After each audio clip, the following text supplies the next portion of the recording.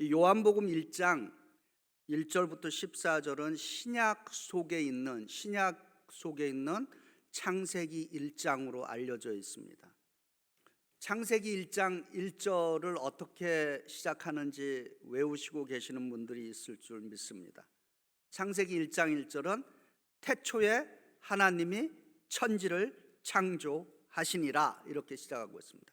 근데 요한복음 1장 1절은 태초에 말씀이 계시니라, 이 말씀이 하나님과 함께 계셨으니 이 말씀은 곧 하나님이시라 이렇게 증거하고 있습니다. 그리고 이제 이 요한복음 1장 1절과 요한복음 1장 14절을 이렇게 연결해서 읽으면은 이 말씀이 우리들의 그 영안을 열어주는 그 말씀으로 우리가 참 이 안에 귀한 그 영적인 그 통찰력이 들어있다라고 하는 것을 발견하게 됩니다. 한번 이제 연결을 해보겠습니다. 요한복음 1장 1절 태초에 말씀이 계시니라, 1장 14절 말씀이 육신이 되어, 다시 요한복음 1장 1절 이 말씀이 하나님과 함께 계셨으니 1장 14절 우리 가운데 거하시매, 요한복음 1장 1절 이 말씀은 곧 하나님이시라, 1장 14절 은혜와 진리가 충만하더라. 아멘. 이렇게 아주 연결이 너무 잘 이렇게 되고 있습니다. 그래서 요한복음 1장 1절과 1장 14절까지를 이 말씀을 통해서 이 말씀은 그 누군가를 지금 지칭하고 있습니다. 가리키고 있습니다. 이 말씀이 가리키는 분이 바로 곧 우리 주 예수 그리스도이시다라고 하는 것을 지금 증거하고 있습니다. 그래서 요한복음 1장 1절부터 14절까지를 통해서 예수님이 이 땅에 왜 그리고 무엇을 위해서 오셨는가를 우리가 이제 말씀을 통해서 함께 나누고자 합니다. 예수님이 왜 무엇을 위해서 이 땅에 오셨는가? 첫 번째입니다. 예수님은 그 빛으로 오셨습니다. 그냥 빛이 아니라 The Light으로 오셨다라고 하는 것입니다. 그래서 요한복음 1장 4절과 5절에 그 안에 그 생명이 있었으니 이 생명은 사람들의 그 빛이라, 그 빛이 어둠의 빛이되 어둠이 깨닫지 못하더라 이렇게 증거하고 있습니다. 예수님은 세상의 어둠들을 몰아내시고 그 어둠을 비추는, 밝히시는 그 생명의 빛을 주시기 위해서 오셨다라고 하는 말씀인 것입니다. 우리 인생에서 우리의 인생을 덮고 있는 세 종류의 어둠이 있습니다. 그 영어로는 3D로 표현해 볼 수 있습니다. 첫 번째는 절망이라는 디스페어라고 하는 어둠이 있습니다. 절망을 영어로 디스페어라고 합니다. 우리들의 대적자라고 그러죠.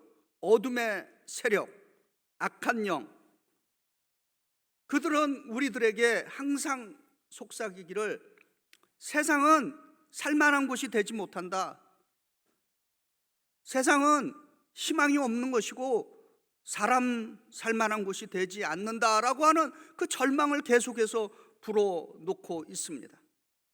그러나 그 생명의 그 빛으로 오신 예수님은 우리들의 그 절망을 몰아내시기 위해서 오셨다라고 하는 것입니다. 두 번째의 D가 있습니다. 다크니스입니다. 어둠 그 자체입니다. 다크니스. 어둠은 우리로 하여금 어디로 가야 할지 디렉션, 방향성을 잃게 만듭니다.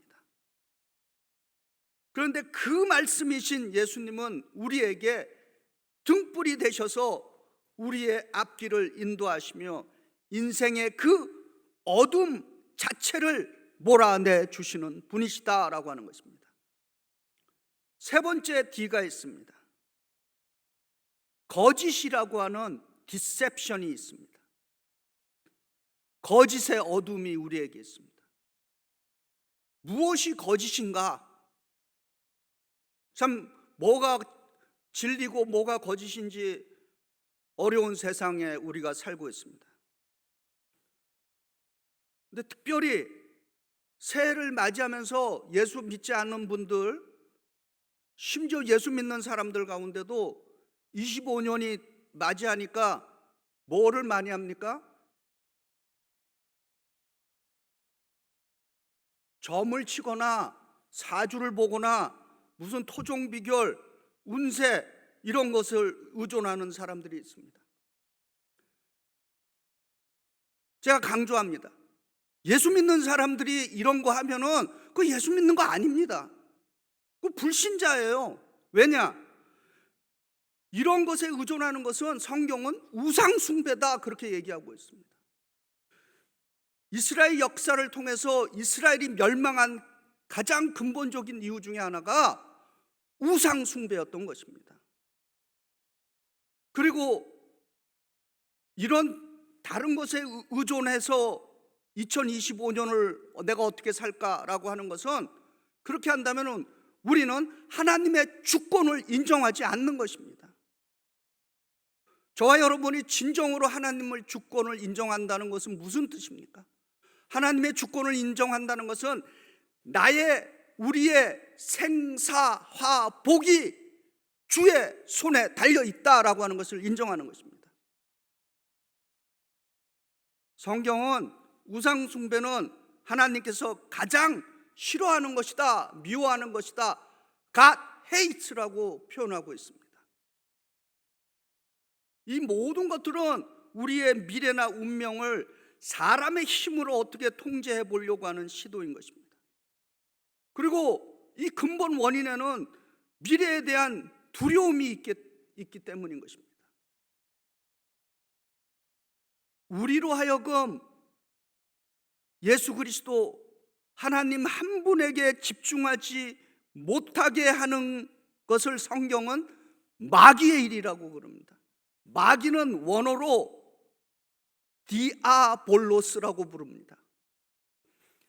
디아볼로스, 이 마귀의 이 단어를 분석을 하면은 두 단어가 합해져 있는 것입니다. 디바이드 시킨다는 것입니다. 그래서 풀이하면 디아볼로스라고 하는 이 마귀라고 하는 뜻을 풀이하면은 분열시킨다는 것입니다. 사람을 하나로 이렇게 모아놓는 것이 아니라 분열시키는 것입니다. 갈라놓게 한다는 것입니다. 거짓된 삶을 살게 한다라고 하는 것입니다. 그래서 특별히 믿음의 공동체 안에서 분열하는 행동은, 그것은 디아볼로스의 일인 것입니다. 그러나 예수님은 우리를 분열시키고 거짓으로 인도하는 것이 아니라 요한복음 14장 6절에 예수님께서 이렇게 말씀하십니다. 내가 곧 그 길이요 그 진리요 그 생명이니 나로 말미암지 않고는 아버지께로 올 자가 없느니라. 아멘. 또한 요한복음 8장 32절에 예수께서 또 이렇게 선포하십니다. 너희가 그 진리를 알지니 그 진리가 너희를 자유롭게 하리라. 아멘. 예수님은 거짓의 어둠을 몰아내시고 우리를 진리의 그 빛 가운데로 인도하시기 위해서 오셨습니다. 아멘.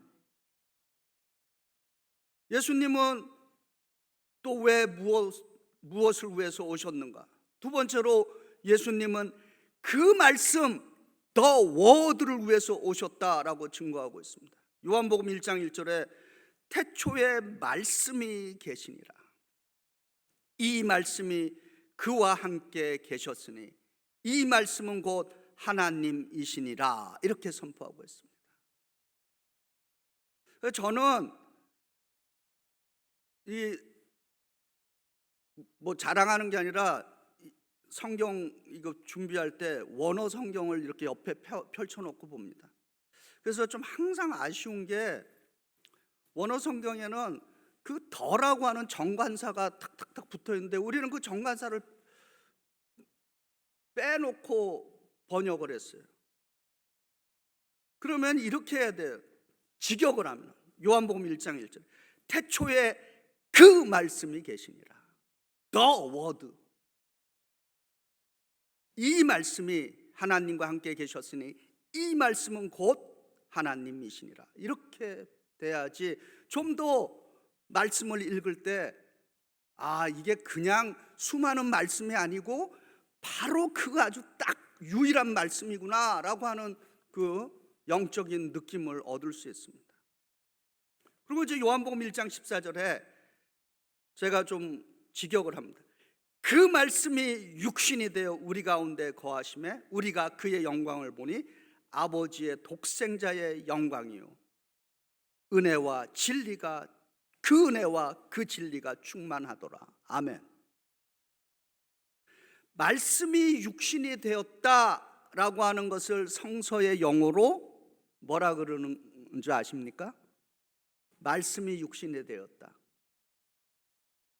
맞습니다. 인카네이션, 성육신이라고 부릅니다.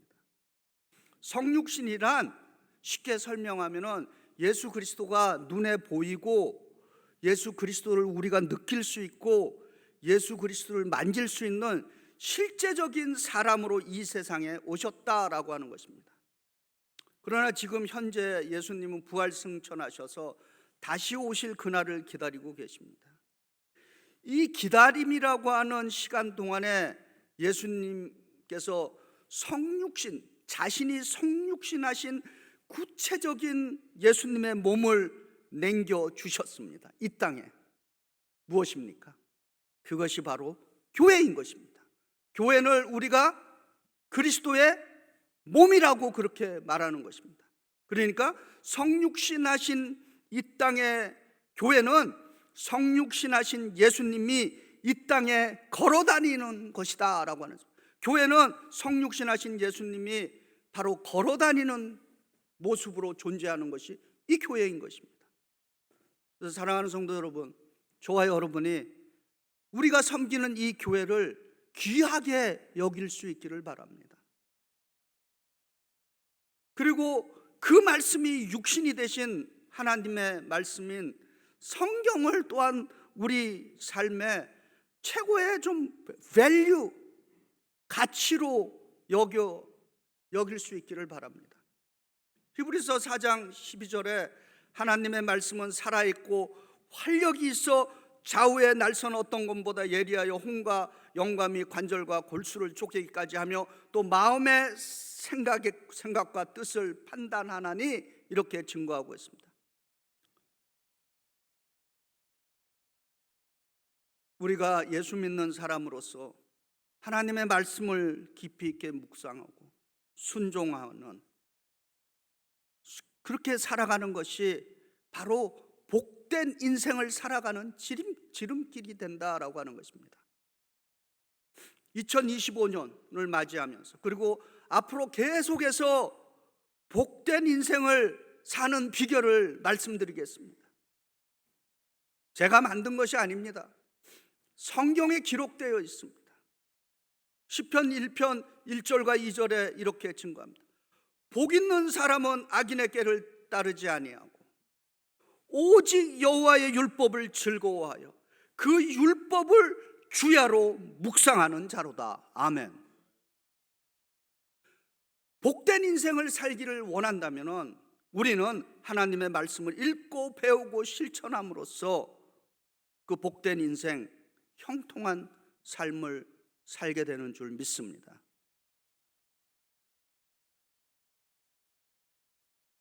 세 번째로 예수님은 왜 무엇을 위해 오셨는가?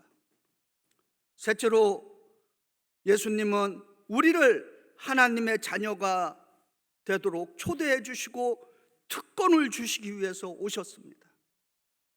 요한복음 1장 12절에 영접하는 자 곧 그 이름을 믿는 자에게는 하나님의 자녀가 되는 권세를 주셨으니 이렇게 약속하고 있습니다. 예수님은 이 역사 속에 성육신에서 들어오신 뚫고 오신 그 목적이 뭐냐?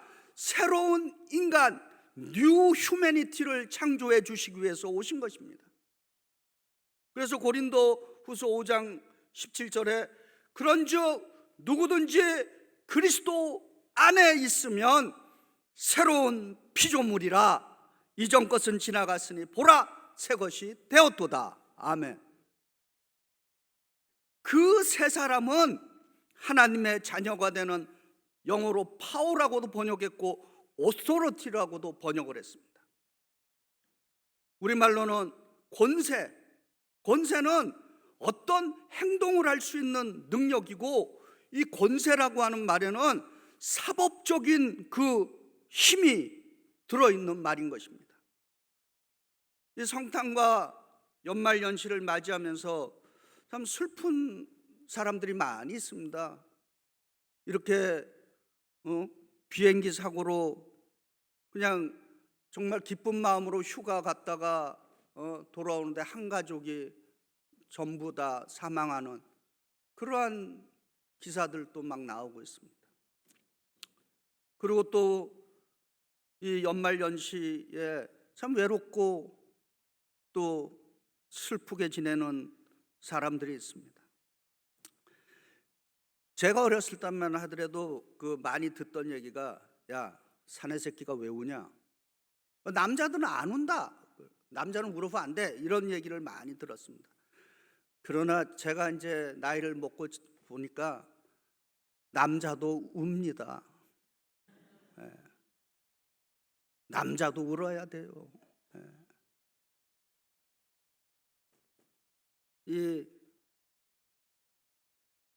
저는 뭐 자세히 얘기 안 하겠지만은 참 찬바람 맞으면서 걸으면서 하면서 그 찬바람 맞으면서 남 안 보게 눈물 흘리며 걷던 그런 기억이 있습니다. 혹시 그런 기억들이 있으세요? 그래도 그 가운데서도 그런 것에 감사할 수 있는 이유는 그 순간마저도 주께서 나에게, 우리에게 기도할 수 있는 그 힘을 주시니까 감사한 겁니다. 우리의 무능, 나의 무능은 곧 주께는 능력이 된다라고 하는 것입니다. 예수님은 우리로 하여금 하나님의 자녀가 되는 권세 있는, 그 권위 있는 삶을 살게 해주십니다. 성경이 말하는 이 권세, 파워, 오소리티에는 사법적인 힘이 있습니다. 예를 들어서 우리가 차를 몰고 가다가 경찰이 플래시 켜갖고 막 따라오면은 어떻게 해요? 차를 세워야 합니다. 그 이유는 왜 그렇습니까? 그 경찰관은 정부로부터 오소리티, 파워를 부여받았기 때문인 것입니다. 그리고 그 파워에 우리는 굴복하는 것입니다. 마찬가지로 하나님의 자녀가 된다라고 하는 것, 하나님께서 저와 여러분을 자녀로 삼아 주셨다고 하는 것은 그와 같은 파워를 우리에게 주셨다라고 하는 것입니다. 우리가 받은 이 영적인 그 권세, 권위, 이 특권이죠. 이 특권은 어둠을 대표하는 어둠의 세력들, 악한 영을 제압할 수 있는 그 힘인 것입니다. 어둠의 세력들, 악한 영들은 어떻게 이길 수 있겠습니까? 그들을 향해서 살려주세요, 빌고 간청함으로써 이길 수 있는 것이 아닌 것입니다. 우리의 삶을 망가뜨리는 어둠의 세력들은 하나님의 자녀된 권세를 갖고서 그 어둠의 세력들을 향해서 명령을 해야 하는 것입니다. 사도행전 3장 6절에 베드로가 미문에 태어날 때부터 안진뱅이로 태어난 한 사람에게 이렇게 증거합니다. 많은 분들이 외우실 거예요. 은과 금은 내게 없거니와 내게 있는 것으로 내게 주노니 나사렛 예수 그리스도의 이름으로 일어나라. 아멘. 마찬가지로 저희도 예수 그리스도의 이름의 권세, 그 파워로 명령을 해야 하는 것입니다. 그 아무 때고 명령하라는 것이 아니라 우리가 그리스도의 이름으로 강력하게 명해야 하는 일들이 여러 가지 있습니다. 한번 이 시간에 저를 따라서 명령하는 기도, 훈련이 돼야 이것도 입에서 잘 나옵니다. 우리가 영어 할 때 아무리 머릿속으로 있어도 입에서 안 나오면 소용이 없잖아요. 그냥 반사적으로 착착 이렇게 나와야 되죠. 마찬가지로 이런 명령하는 기도도 계속 훈련이 돼야 어떤 상황에 부딪혔을 때 반사적으로 나오는 기도가 될 수 있습니다. 이 시간에 우리 한번 기도드려 봅니다. 저와를 따라서 기도드려 봅시다. 예수 그리스도의 이름으로 명하노니 모든 악한 영들은 떠나갈지어다. 또 따라해 봅니다. 예수 그리스도의 이름으로 명하노니 내 질병은 치유될지어다. 또 명합니다.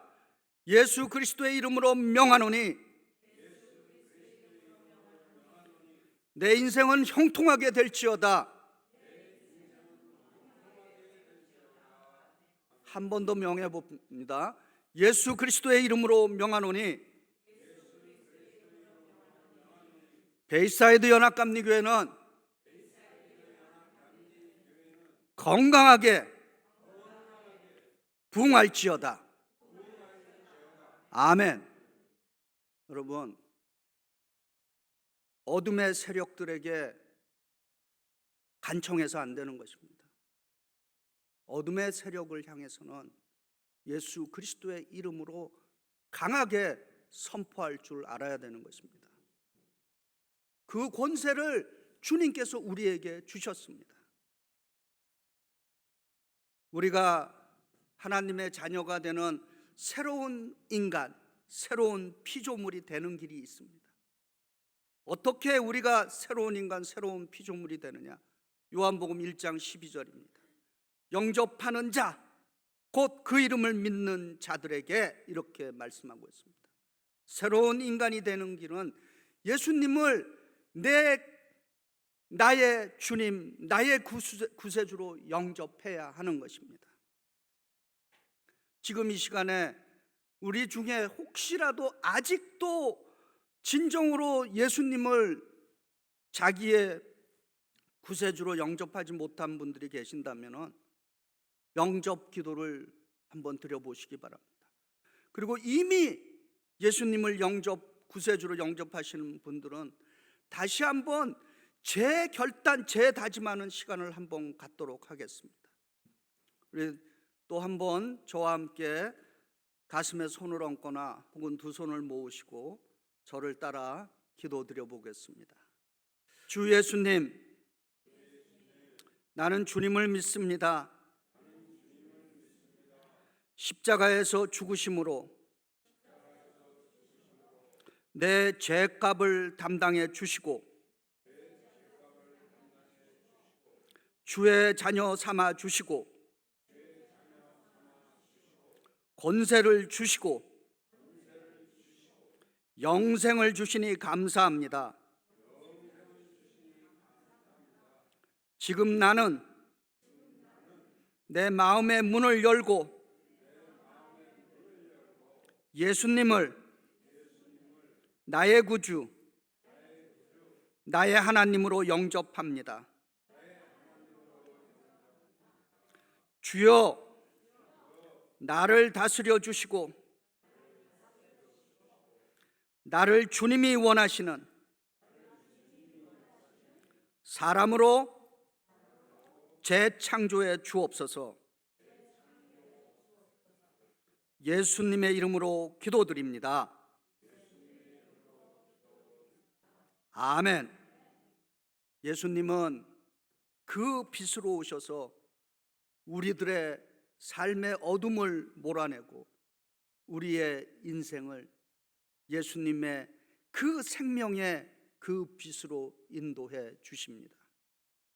예수님은 그 말씀으로 성육신해 주셔서 우리를 우상 숭배라는 거짓에 빠지지 않고 그 말씀의 진리로 인도해 주십니다.